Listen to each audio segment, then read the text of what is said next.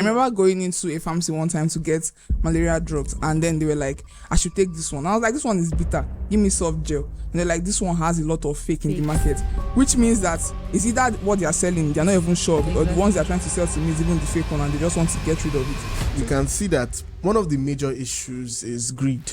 Okay. Greed. The economy is so bad that a lot of people are looking for ways to make money, and some people have money but they are looking for ways to make more money. Speaking of malaria medicine, the WHO links as many as 267,000 deaths per year to falsified and substandard anti-malaria medicine, as well as 169,271 deaths to falsified antibiotics. I remember I was reading an article, and then the man was like, he's actually a manufacturer of drugs, and then he was mixing chemicals and all of that, and then he mixed like a wrong chemical in the whole thingy, and then he sold it to like a distributor. He sold it like to another distributor, and then he went right, and then in that particular country where like the drugs were, a lot of people, like a lot of children died from it. Welcome to the Timeline Show.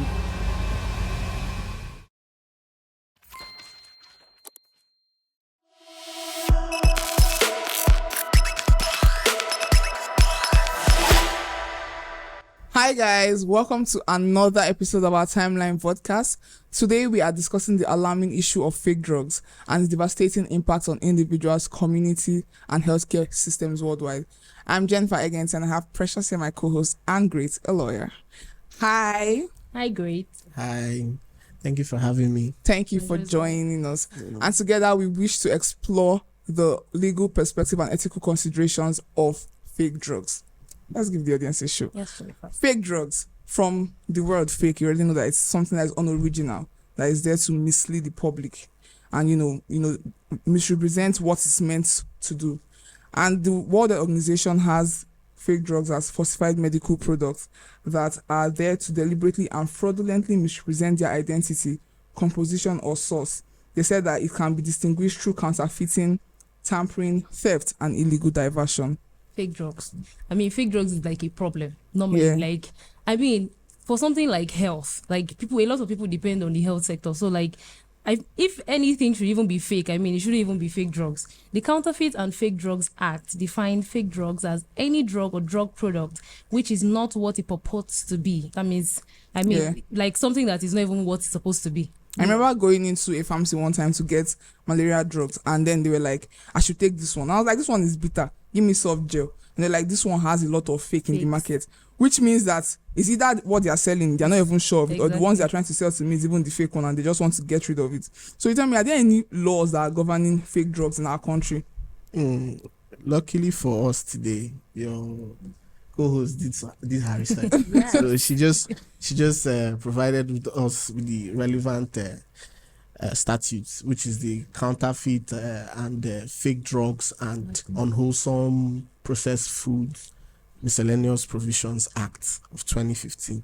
The act was, if you take a look at that act, the act is specifically provided for criminalizing fake drugs and counterfeit drugs, as the name of the short title says. The issue of unwholesome processed food.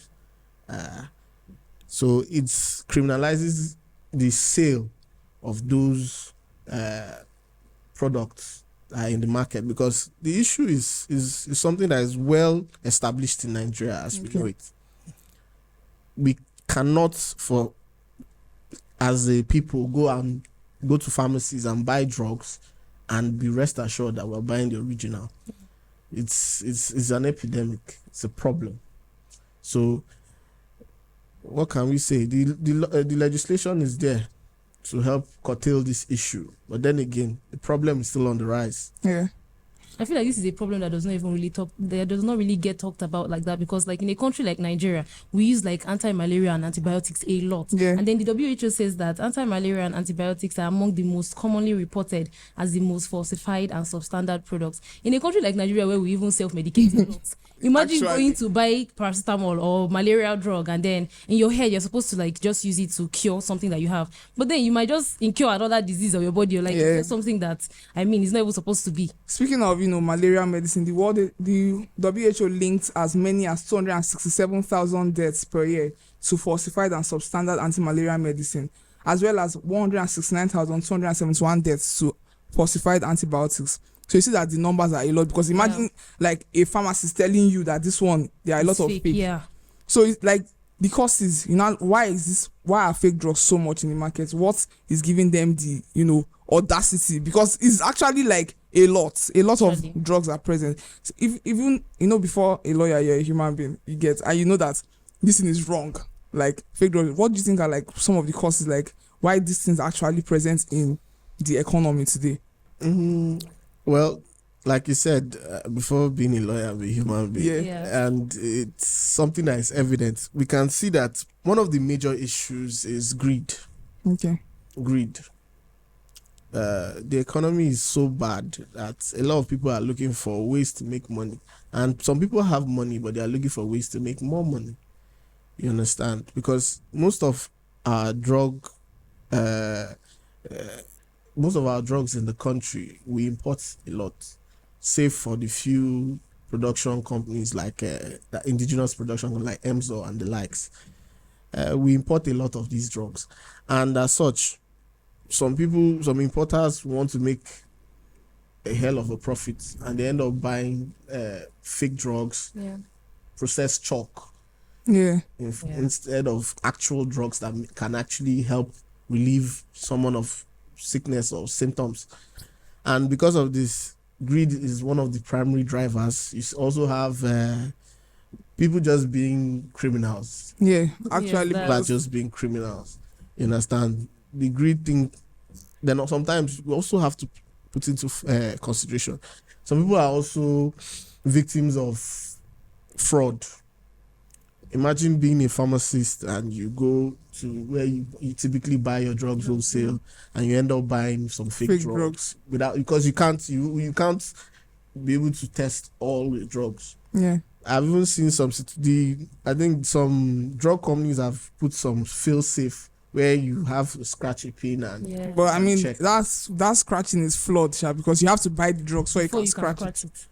Well, I feel you can insist that you scratch it. Yes, because if I'm a pharmacist, yes, or I sell drugs.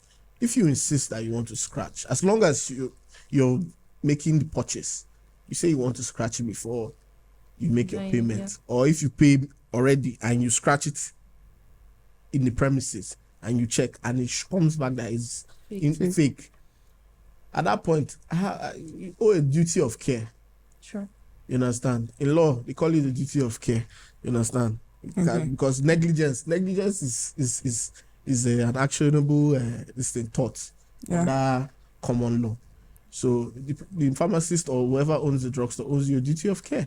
You understand? Then also technological advancements now has made it very easy for people to recreate drugs. Like you would literally see something and it's exactly like the original. In fact, you don't even know which one is the original. Maybe it's just one letter that is different, or maybe the color shade. Exactly. And then inadequate supply chain management. You talked about how the manufacturers can actually get these drugs without even knowing that it's fake. There's nobody to do like checks, no accountability system in the whole process. But then, I mean, can we really blame like the manufacturer? Now you got a drug, you sent it to the pharmacist or you've used it already. But then what the producer of this drug, what if it's from them? That's the thing. The issue is Nigeria has not fully taken control of our production chain. We import a lot. So we can never be too certain what we import. We can, at least the importers can, at the end of the day, be certain that, okay, this person I'm buying from is a verified supplier or is a verified producer. They can only do so much. But sometimes there are also in situations where they are victims as well. Because you can never be too sure, especially when you're doing international trade.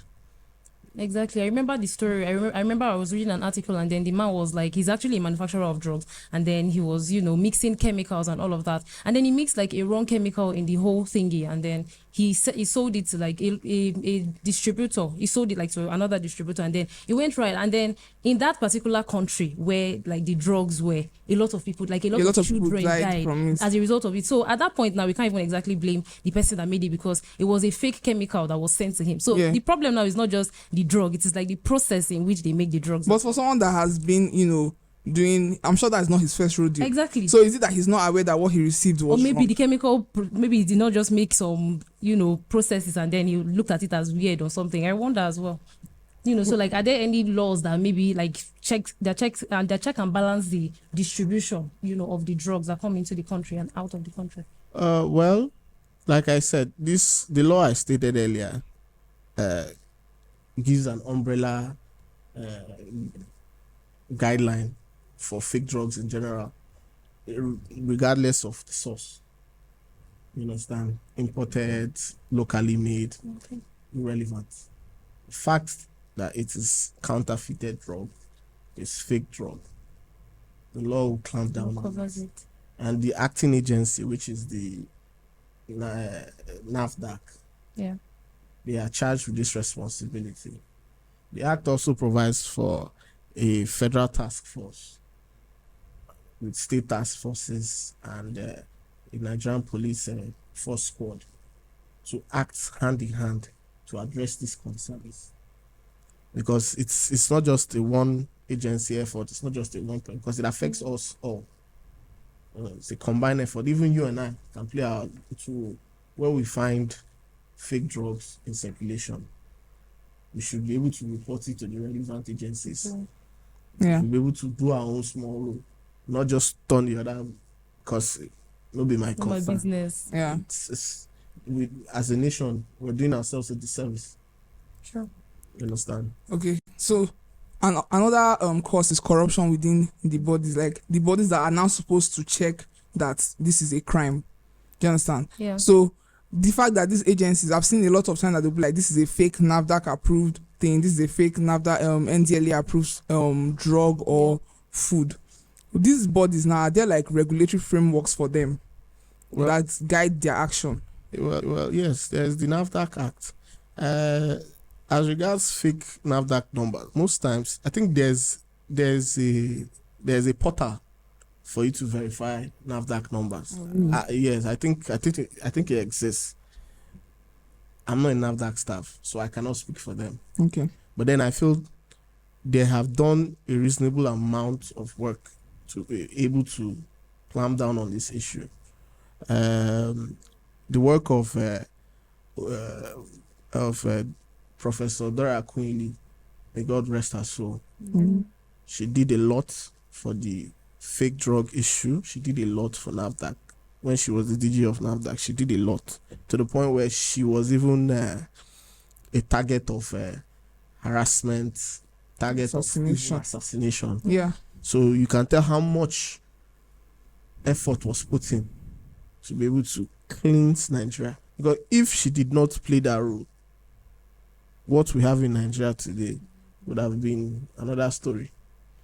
She did a lot, because I remember how many times I had been a victim of even taking paracetamol, and I'm not seeing any point. It's like I'm drinking chalk. And we don't know the adverse effects of these components that they've mixed. So they have made relevant efforts. But then again, like I said, there's always room for improvement. Yeah. With the innovation of technology, I feel like we can adapt these things into our agencies, the way we handle things, because this is an issue that can affect both the rich and the poor. Yeah. With all your money, you can go and buy fake drug. With all your money, now that malaria drug is a drug for the rich in present economic state, with all your money, you have the money to buy the malaria, you go and buy fake, and you drink it, and you're wondering why it's not working, or you're even getting worse. Yeah. And malaria can kill. It can. Yeah. Aside, because we've been able to handle malaria to the point where taking drugs and 3 days you're feeling better. Yeah. We've forgotten how dangerous malaria is. Acute malaria and all of that. So we need to be able to. There's still room for development and improvement in implementing these lay down principles and guidelines that exist. Yeah. So you mentioned adverse effects. Yes, death is already like a major effect of fake drugs. Look at drug resistance. I remember doing a culture test so that they can show me the antibiotics I was resistant to. Most of them I've probably not even, I don't even know when I took them, but probably I just took them to cure something, and I saw that I was resistant to like 4, and the other ones had like 2+. So you see that taking drugs automatically puts you at like a resistance level towards this drug, because you're taking something that is the World Health Organization said that it's not just by like the drugs being fake, totally fake. Some of them don't have the right amount of the components inside. Some of them don't. Some of them even have the wrong ingredients in it. So when you're taking something that is maybe supposed to be 100 grams, but they're putting 20, inside, so it doesn't work. It probably just gives you temporary relief. You go and take more, take another 20 grams, take another 20 grams. You have taken 5. Automatically your body just builds a kind of resistance to it. Let's not even forget the worsening health conditions. I mean, you're taking paracetamol, for instance, now for like your headache, and then you don't even know the content of it, and then maybe you eventually just get cancer from it, like something worse than what you would have. Like, I mean, all of these effects they can be avoidable if there are no like much fake drugs in the society. So can you discuss like legal remedies, of these counterfeit drugs for people that take it? Because I mean, there's supposed to be a kind of punishment for those that do it, for those that sell it. How about for those that are now victims of it? Like, if I sue somebody now that I took fake drugs from this person and it increased my problem, like instead of me to be treating malaria, now I have a full-on cancer going on. What legal remedies are there for me? Well, the act of selling counterfeit drugs is already a crime. So that remedy is available if you can report it to the police and the relevant agency, which is the NAFDAC, and they'll do their investigations and hopefully catch a few culprits and put them through the judicial system and hopefully get a conviction. As regards civil remedies open to victims, the thing is, it's very difficult to go through with a civil remedy, because first of all, the criminal issue has to be settled because of the situation. Sometimes you don't know who is the producer or who is selling. It's after the investigation these people will be uncovered.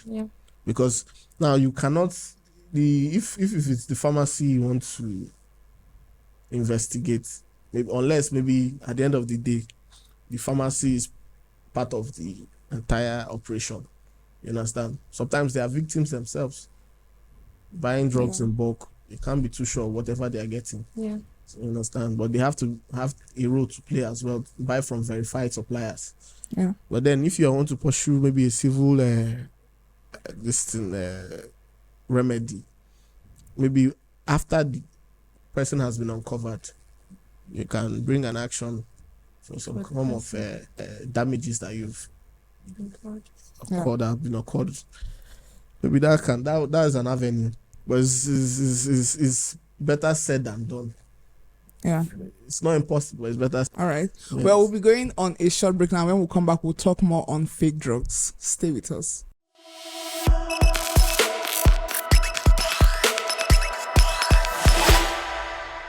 The first season of Timeline is on. The journey so far has been amazing and impactful. The world needs change agents. The world needs me, you, and all of us. Join me on Timeline as we continue to share important information and discuss social issues that would help someone out there. Let's continue to advocate for critical changes on issues affecting our world today, and together, amplify messages that prefer answers to burning questions. Our journey continues as we create awareness and promote shifts in health matters and other social issues that will alleviate personal and communal struggles, guided by international laws and best practices. Join me on Timeline exactly 7 p.m. every Friday on Youth Network's YouTube channel. Subscribe, like, and turn on the notification button. You can become an agent of positive change by dropping your comments in any of our episodes as a contributor or as a professional. Join the conversation respectfully.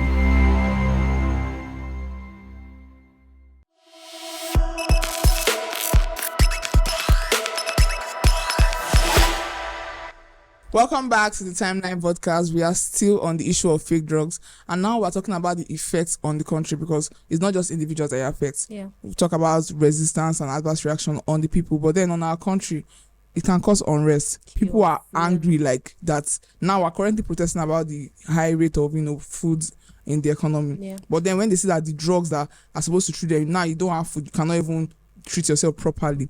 It will even lead to the fact that they will not even trust the healthcare system again. They will not even try. They will not pay more attention. They will not want to invest in the economy. Because they feel like the Ministry of Health doesn't really care about them and how they feel. Even the economic impact too. When people don't trust the economy, nobody wants to actually put in any money there. And even the money being paid to treat extra illnesses that occur from the use of fake drugs too can lead to economic loss of economic revenue.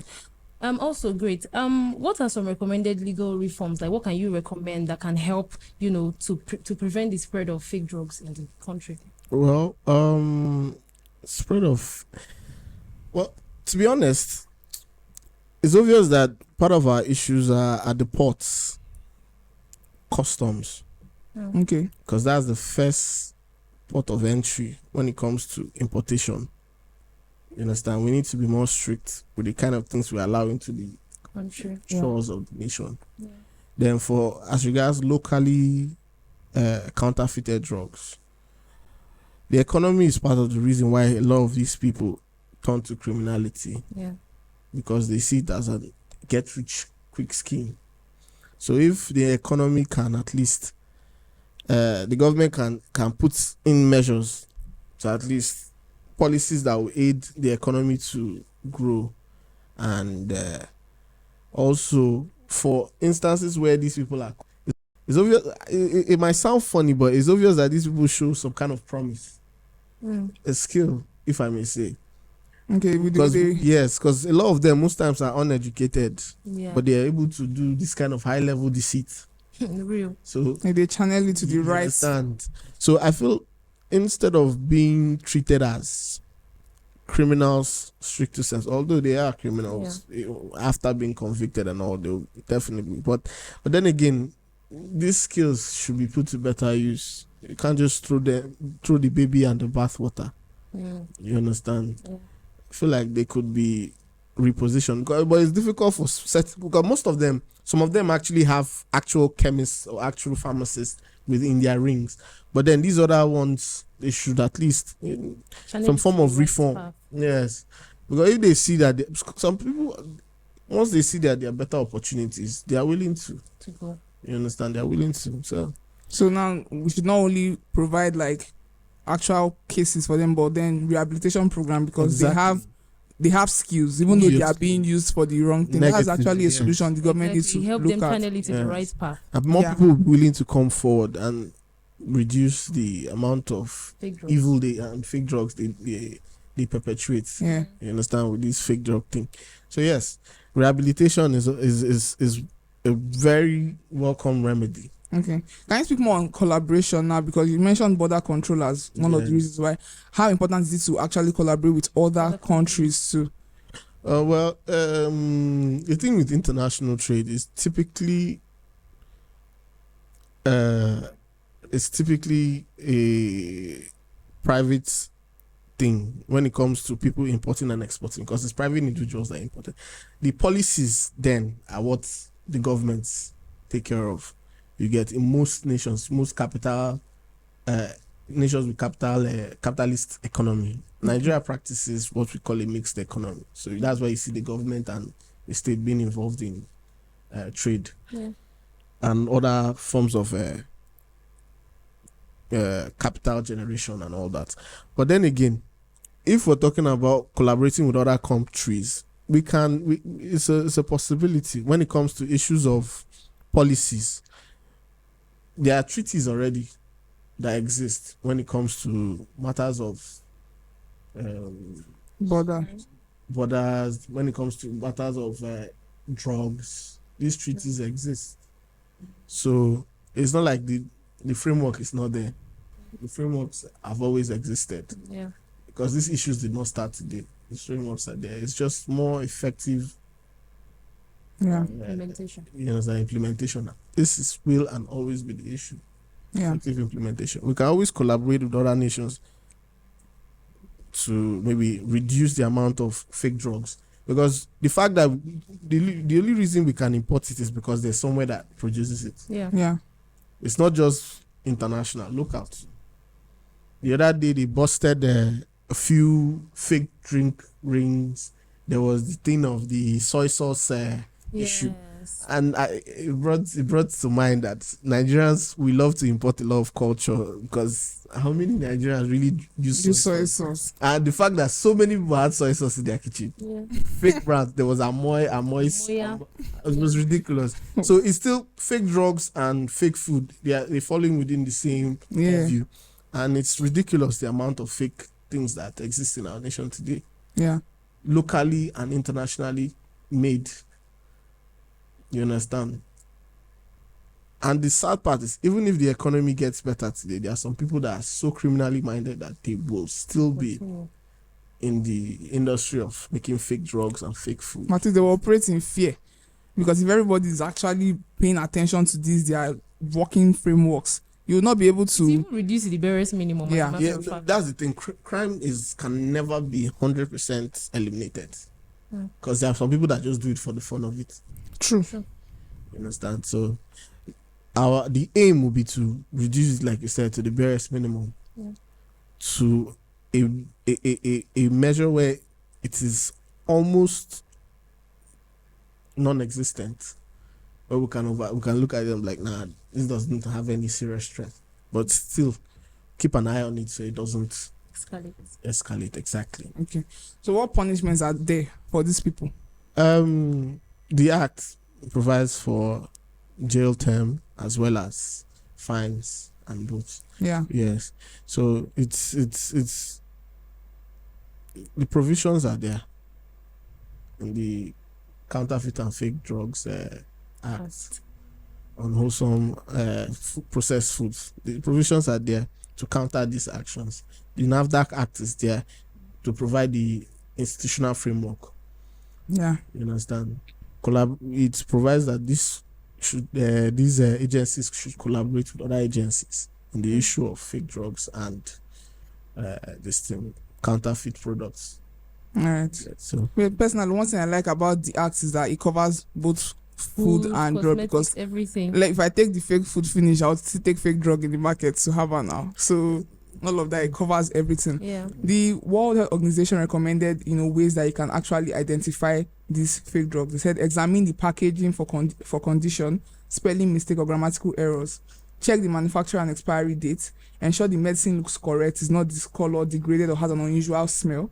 Discuss with your pharmacist, doctor, or other healthcare professional as soon as possible if you suspect the product is not working properly, and report suspicious medical products to your National Medicine Regulatory Authority. So what authorities are available for us here in Nigeria? like I said, the NAFDAC, Okay. National Agency for Food, Drug Administration and Control.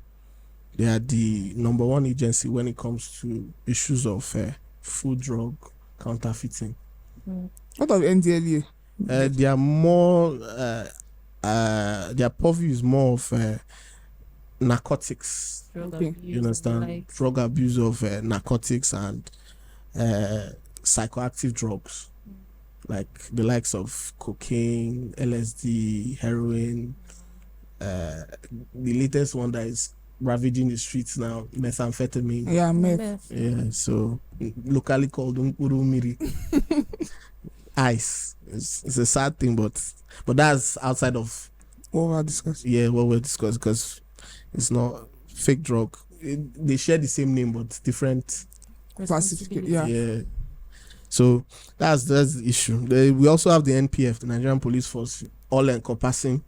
Every crime. They are the first People you can yes, because which they are are when the ones we see all the the time. issues of crimes and all that. They are at the forefront of it. Yeah, so they are the forefront. It's Nigerian Police Force. So wherever you suspect, you either report to the NAFDAC or the Nigerian Police Force to take it up. Yeah. Well, there you have it, guys. See that fake drugs is an issue that really needs to be combated out of the economy, out of healthcare systems worldwide. And it means that everybody has to work hand in hand. You cannot just say that because this thing is happening, it's not happening to me. I'm not the one that purchased It's it. not my business. Sorry, this is the economy. Yeah. You can report to the authorities that we've mentioned, as well as other even non-government organizations that are also working to get rid of fake drugs. The Federal Ministry of Health too. Yeah, so you can send emails to them. Do your best Their as an website or individual, something. as well as the government too. We talked about border control. We talked about the existing frameworks too. So they should actually just look at them and make sure that they are properly enforced. Well, this is where I'll put a wrap to our conversation today.